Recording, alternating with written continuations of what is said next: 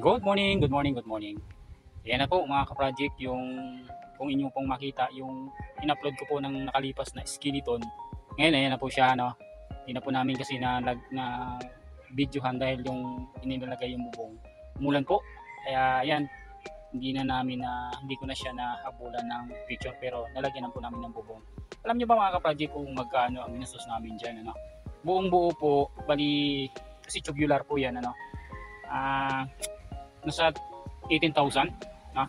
18,000 po yan ang aming ginastos. Ang laki po niya is 12 feet by 20 feet. Ang laki itong bahay na ito. Pero ang ginastos po namin is 18,000 yung mga ano na yan, yan yung mga yan mga tubular na yan lang ang medyo gumastos kami. Totally itong mga bubong niya, no, yung yero, galing po yan sa tao, no, kaya medyo nakatipid po talaga kami, no.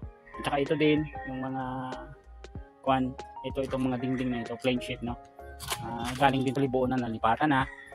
Yun ang halos ginastos namin. Kaya kung ako sa inyo, no, mga ka-project, kung magkahoy kayo, una pagkakahoy, pwedeng pagdating ng 2 taon, 3 taon, magkakaroon na siya ng anay, no.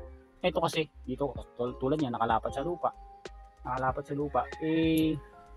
tsak talaga na aakyatin ng ana yan kung kahoy. Kaya ang ginawa namin, para lalo kaming iisip namin para makatipid, yan po, tubular na lang, bakal 2.0 po yung kapal niyan, yung taas po, itong gilid po kasi 2.0 lang po yan, 2.2, 2.0 din po yung yan ito, yung kung makikita nyo yung tubo na yan, yung ano na yan, tubular na yan, 2.0 ang kapal, 2x2 lang yung laki nila, no?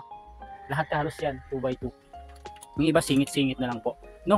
Malaking tipid po talaga mga ka-project kung yun ang gagawin po natin. Kung tayo gagawa ng bahay, dapat wag na tayong magkahoy kasi ganun din naman, no, masyadong magastos, no. Tsaka sa anay, naku po, sigurado talaga madali siyang anayin. Yan na mga ka-project, tip lang naman yan kung gusto niyo pong magpagawa ng mga bahay na konti lang yung inyong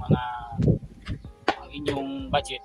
Ayan, pang ano na kayo, mag-tubular na kayo, no? 2x2, matibay na po yan. Yan lang po mga ka-project. Maraming salamat po sa panonood, sa pag-subscribe. Comment na rin po kung mayroon pa yung panahon.